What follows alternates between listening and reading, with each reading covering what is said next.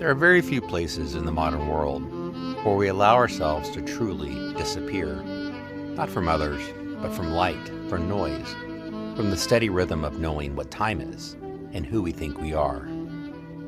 Across cultures and centuries, from Egyptian pyramids to Tibetan caves, darkness has served as the sacred architecture of retreat.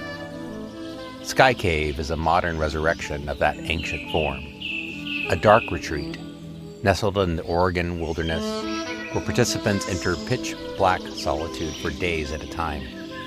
No clocks, no reflections, no interruptions, just the breath, the body, and whatever thoughts intrude. Dark retreats are becoming more common. Above the blue expanse of Lake Atitlan in Guatemala, in the Black Forest of Germany, in the caves of Chiapas, Mexico, people voluntarily disappear into total darkness for days. Why? Because when we turn off the world, what's left isn't nothing. What's left is what we've been too busy to feel. Silence feels like pressure in the chest. Darkness, like the deep end of a pool we haven't swam in for years. When you don't see anything, you start to notice everything. The door closes, light disappears, your pupils widen, searching for something that isn't there. Our brains, deprived of visual input, reallocate attention, amplifying sound, bodily sensation, memory. The default mode network, usually constrained by sensory input, begins its unchecked generation of reality. The dark begins to make its own images. A street from childhood, the sound of a voice, a light that doesn't exist. Stripped of artificial cues, the body reverts to its free-running rhythm. Time stretches. The body rediscovers a rhythm divorced of predictable days.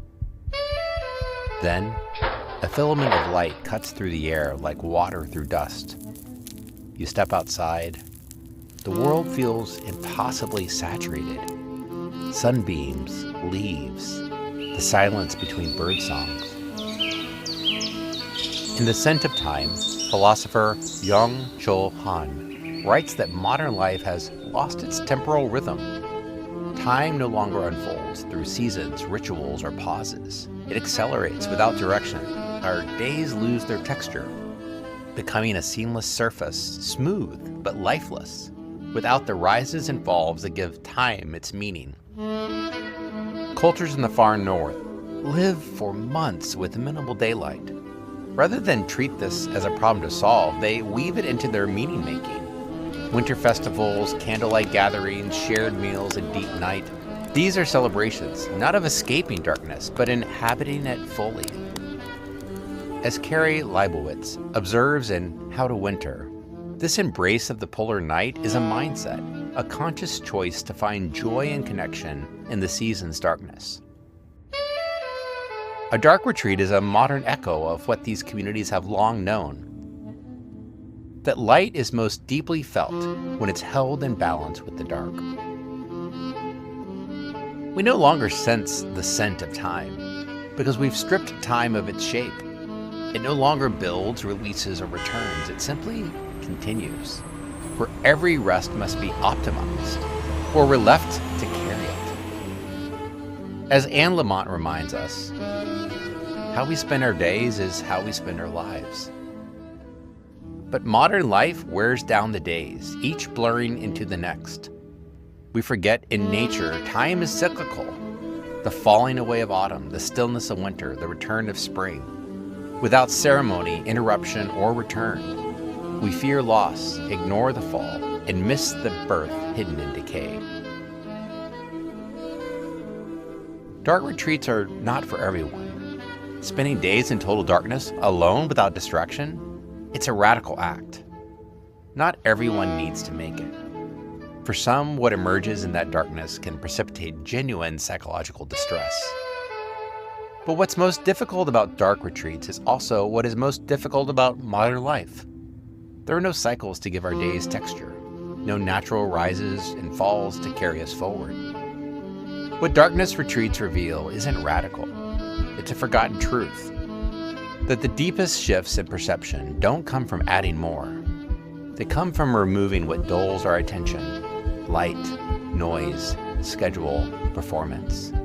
As they're taken away, and they return to us in another form.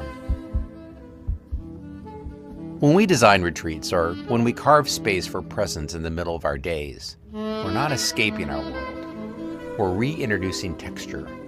We're inviting rhythm. We're remembering how to experience time that holds us instead of something we spend, save, or lose.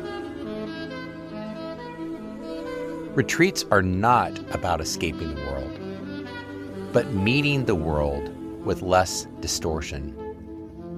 We return, not just with clarity, but with contrast.